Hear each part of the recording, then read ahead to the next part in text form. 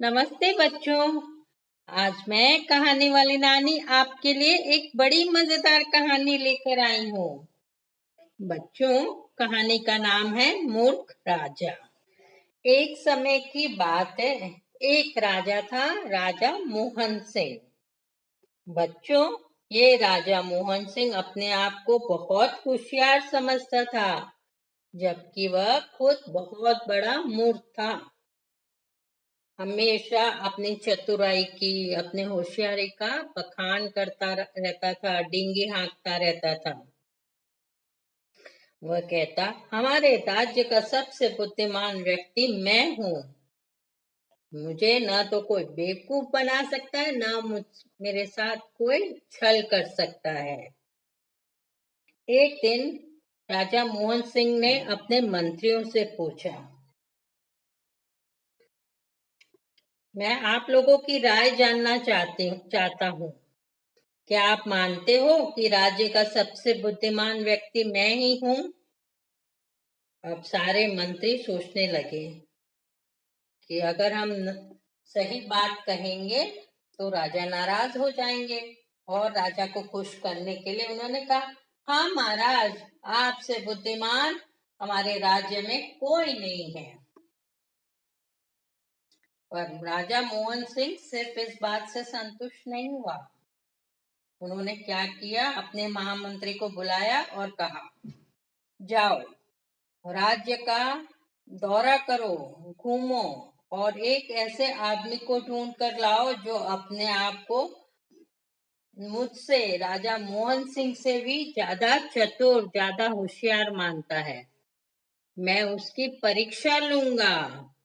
और हाँ, ये भी बता देना कि मेरी एक शर्त है कि अगर वह व्यक्ति हार गया तो उसे मेरा गुलाम बनना पड़ेगा। अब राजा की आज्ञा थी तो महामंत्री क्या करता? वह पूरे राज्य में घूमने लगा, कई बुद्धिमान लोगों से मिला। पर जब उन बुद्धिमान लोगों ने राजा की शर्त सुनी तो उन्होंने राजा से मुकाबला करने से इनकार कर दिया। महामंत्री हताश हो गया कि क्या करूं। अब खाली हाथ अगर राजा के पास गया तो वे जरूर नाराज हो जाएंगे। और अंत में ऐसे घूमते घूमते वह राज्य की सीमा पर पहुंच गया। राज्य की सीमा पर एक गांव में पहुंच गया। इस गांव के किसान गरीब थे, हालांकि इस गांव की जमीन बहुत उपजाऊ थी, बहुत अच्छी फसल होती थी, लेकिन ये सारी जमीन राजा के कब्जे में थी। वहां पर खेती, मेहनत वहां के किसान करते थे, पर फसल का अधिकांश हिस्सा राजा ले लेता था, इसलिए उनके पास बहुत थोड़ा बचता था और वे गरीब थे। गांव के लोग बहुत भले थे। महामंत्री जी को देखकर उन्होंने उनका अच्छा स्वागत किया। चौपाल में, गांव के चौपाल में सभी इकट्ठे हुए। वहां मनोरंजक कहानियां, किस्से, पहेलियां सुनाने लगे। महामंत्री भी वहीं बैठ गया। महामंत्री ने देखा कि सर्वेश नाम का एक युवक अधिकतर सभी पहेलियों का फटाफट उत्तर दे रहा था, और महामंत्री को लगा ये लड़का बहुत होशियार है, चालाक भी दिख रहा है। महामंत्री ने सर्वेश से कहा, सारी बात बताई, मुकाबले के बारे में बताया और राजा के साथ मुकाबला करने के लिए राजी किया। पहले तो सर्वेश ने मना ही किया, पर फिर सर्वेश, वो तो बहुत होशियार था, उसने कुछ सोचा और कहा, ठीक है, चलो, मैं अभी आप लोग के साथ चलता हूँ। लेकिन जब महामंत्री ने कहा, अरे इन खेत में काम कर रहे हो, वही कपड़े से जा रहे हो, अच्छा नहीं लगेगा, राजा के पास जाना है, कुछ अच्छी तरह से सज धज के तैयार हो। लेकिन वह नहीं माना। उसने कहा, मैं साधारण कपड़ों में, बिना टोपी, बिना कोट के चलूंगा, कहो चलना है या नहीं। महामंत्री ने कहा ठीक है चलो। सर्वेश को देखकर राजा ने कहा, वह हंसने लगा, हाँ ये लड़का अपने आप को मुझसे ज्यादा होशियार समझता है, मुझसे मुकाबला करेगा लगता तो नहीं है। फिर सर्वेश से कहा, देखो ठीक तरह से समझ लो, मैं बहुत होशियार हूँ, मुझसे चालाकी करना नामुमकिन है। और हाँ, मेरी शर्त भी याद है ना? सर्वेश ने कहा, हाँ इसी बात का तो डर है मुझे, इसी बात की चिंता है। अरे मैं इतनी जल्दबाजी में आ गया कि सबके बारे में सोचने का समय ही नहीं मिला। यहाँ तक कि अपना कोट और अपनी टोपी भी पहनना भूल गया। और तो और चालाकी दिखाने वाले सामान उपकरण भी लाना भूल गया। यह सुन राजा मोहन सिंह को आश्चर्य हुआ। क्या कहा? चालाकी करने के उपकरण यानी टूल्स भी होते हैं? अरे मैंने तो ये पहली बार सुना है। मैं उन्हें जरूर देखना चाहूंगा। एक काम करो, अभी तुरंत घर जाकर वे सारे उपकरण ले आओ। सर्वेश ने कहा, अरे मेरे पास बहुत सारे उपकरण हैं, इन्हें लाने के लिए मुझे 100 घोड़ों की गाड़ियों की जरूरत होगी और इनमें सामान भरने के लिए मुझे कम से कम 6 महीने का समय चाहिए। राजा ने अधीर होकर कहा, ठीक है भाई, तुम्हें जो चाहिए वो ले लो, पर हाँ जल्दी से जाओ और जल्दी से लौटने की कोशिश करना। अब सर्वेश ने 100 घोड़ा गाड़ियों के साथ कहाँ जाने की तैयारी की? अपने गांव जाने की तैयारी की। तभी उसने राजा से पूछा, महाराज ये तो आपने बता दिया कि अगर मैं हार गया तो मुझे आपका गुलाम बनना पड़ेगा, पर ये तो बताइए अगर मैं जीत गया तो? राजा ने घमंड से कहा, सुनो ऐसा कभी होगा ही नहीं, और मान लो फिर भी कि अगर तुम जीत गए तो तुम जो मांगोगे वह मैं तुम्हें दूंगा। ठीक है महाराज। और सर्वेश अपने गांव पहुंच गया। गांव पहुंचकर सर्वेश ने क्या किया? सारे घोड़े खेती के लिए सभी गांव वालों को दे दिए। 6 महीनों में अच्छी फसल तैयार हो गई और 6 महीने पूरे होते ही सर्वेश ने सभी गाड़ियों में खाली डिब्बे भरे और राजा के पास लौट आया। सर्वेश को देखकर राजा खुश हो गया और कहा, अरे जल्दी से बताओ अब तुम्हारे चालाकी के उपकरण।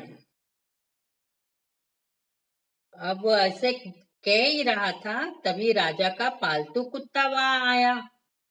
और बच्चों, जब कुत्ता अजनबियों को देखता है तो उन्हें सूंघता है ना? वैसे ही उस कुत्ते ने सर्वेश को देखा, वह तो उसके लिए अजनबी था, उसे देखकर सूंघने लगा। सर्वेश भी झुका और कुत्ते को सहला दिया।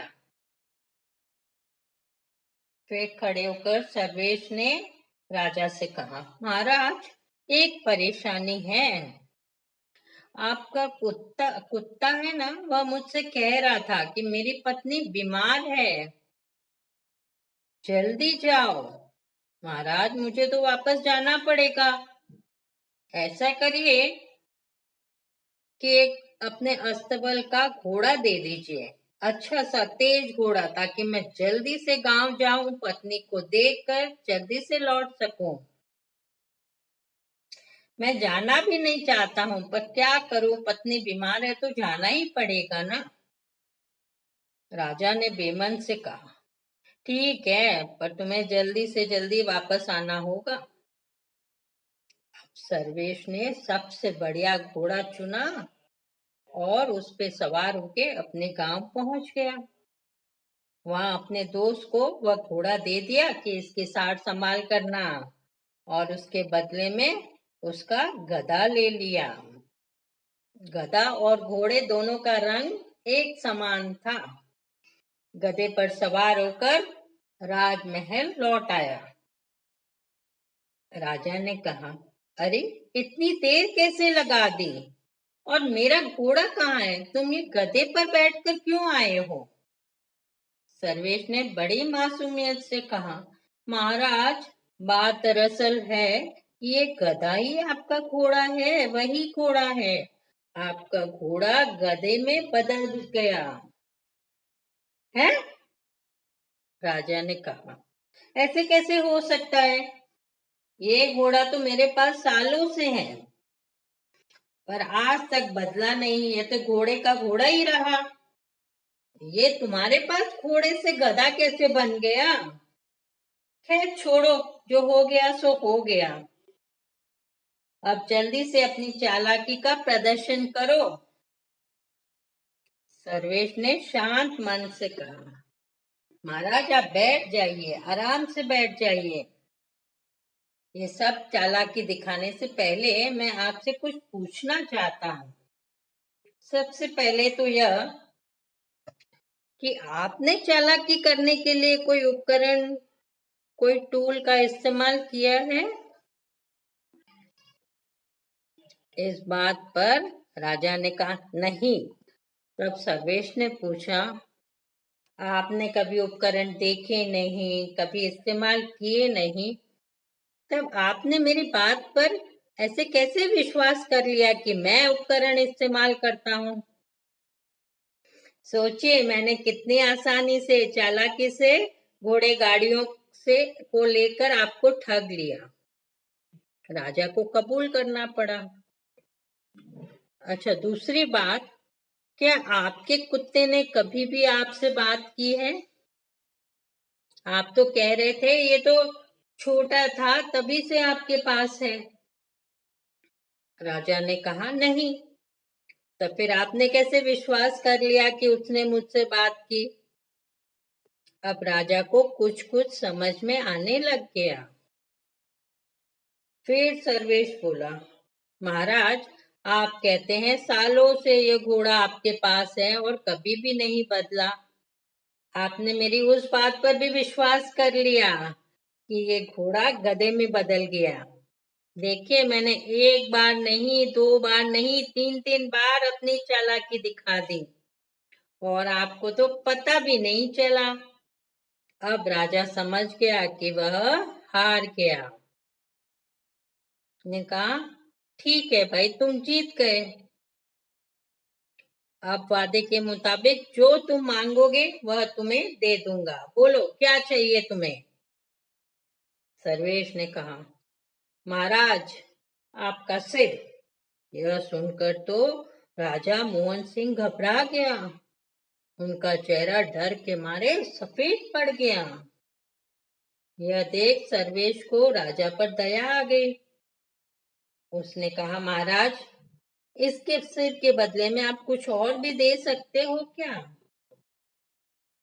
जो मैं मांगू वह दे दोगे? राजा ने तुरंत कहा, अरे सच में, जो तुम मांगोगे दे दूंगा, सर के अलावा। जल्दी बताओ।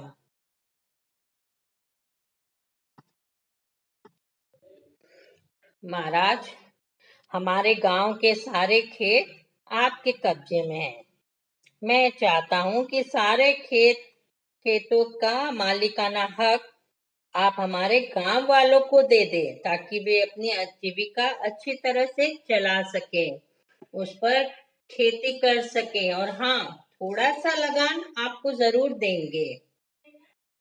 अब राजा मोहन सिंह ने तुरंत हामी भरी, सारे खेत गांव वालों को दे दिए।